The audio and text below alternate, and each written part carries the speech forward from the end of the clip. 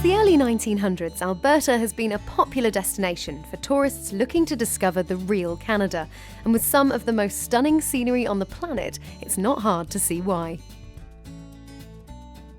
So I've loaded the iPod, packed the car and decided upon one of the most iconic road trips in North America, taking in the forests and glaciers of the Canadian Rocky Mountains. And it all starts in the little town of Banff. Banff National Park has always been a place where people have to come to explore. I mean, the First Nations been doing it for 10,000, 12,000 years, and it has not changed. We still get amazing amount of people coming from not only from Alberta, but from Canada, from around the world to explore the valley. If you love photography, well, we have subjects, we have wildlife, we have nature, we have flora, fauna in every direction you look. The crisp alpine air here really is as clean as it gets, and the expansive mountainscape that circles the horizon is just crying out to be explored, which is exactly what I'm going to do on one of the oldest forms of transport in the area.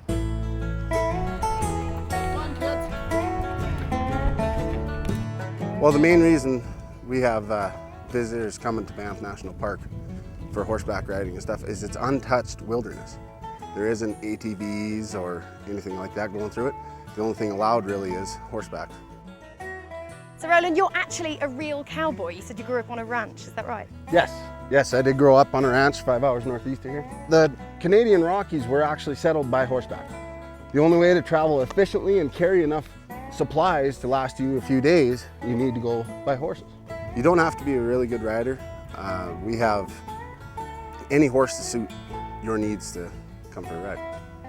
Well, this is breathtaking. I can't think of a better way to see this gorgeous forest, and it's so tranquil.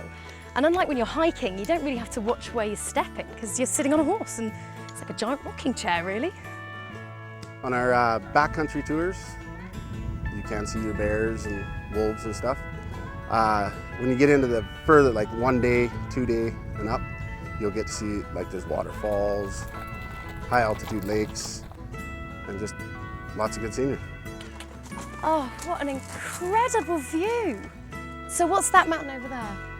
Cascade Mountain. Lots of waterfalls, I'm guessing. Yes, mountain of cascading waters. And it was by horseback that early settlers to the region uncovered the perfect remedy to a day's riding.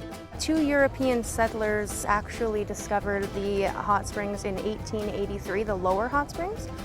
They then discovered the upper hot springs in 1884, which are now the ones that we continue to bathe in today. They believed that the hot springs actually had healing benefits. People of all sorts of illnesses would travel from far away, even from Europe. So the best time to bathe here at the hot springs is in the evening, and we actually are open until 11 p.m. at night. The moon will actually rise up above one of our mountains. It's very beautiful, an excellent time to take a picture. The steam also rises from the hot water in the evening, and it's a very beautiful natural experience.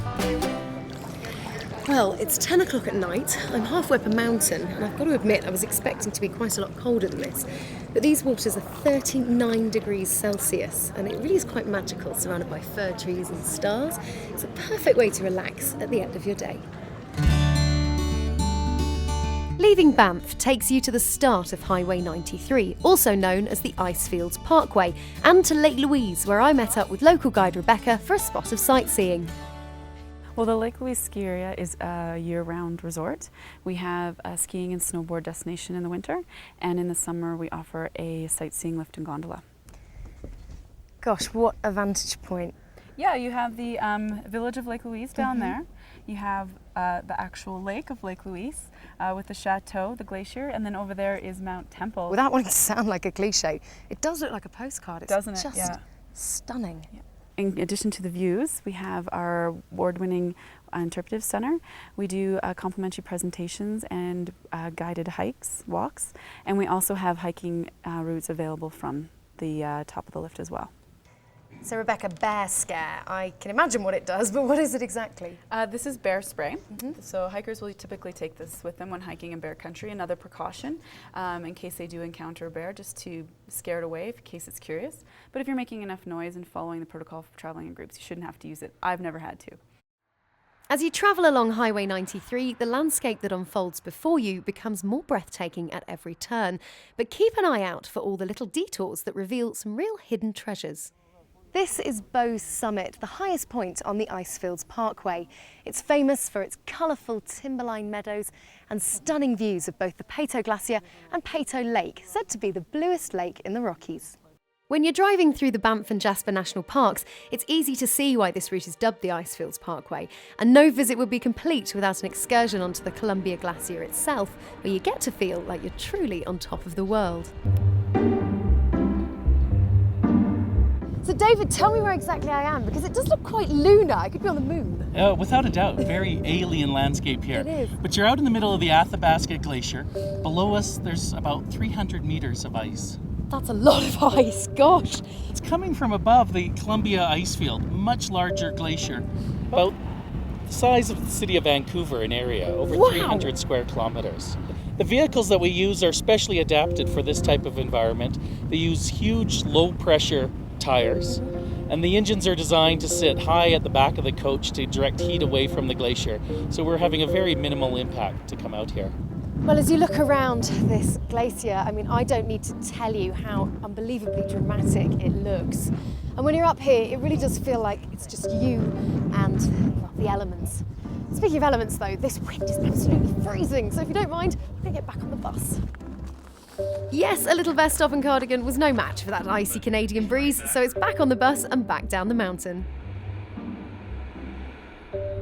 Sadly though, all good things must come to an end, and this road trip winds up at the park community of Jasper, and the best way to see it is from the peak of the mighty Whistler's Mountain. The Jasper Tramway is in its 45th year of operation. We were built in 1964. Whistler's Mountain was named after the little hoary marmots that you'll see running around up here because of the noise they make when they're calling each other.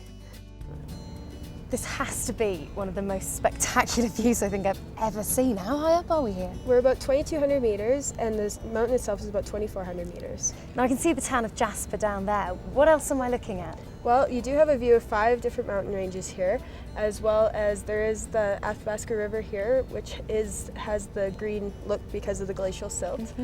There's also the hike to the summit, which can take about 45 minutes each way, and it's not that hard for anybody to do. The reaction of people is just amazing. Like, they just awe-inspired by the view, of course. They're not expecting it. They're really not expecting what they see up here. I love it here. It's an amazing place. When I came to Alberta, I expected to see mountains, rivers and wildlife.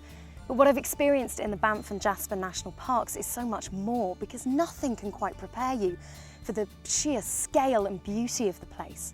This may have been my first trip to the Canadian Rockies, but it certainly won't be my last.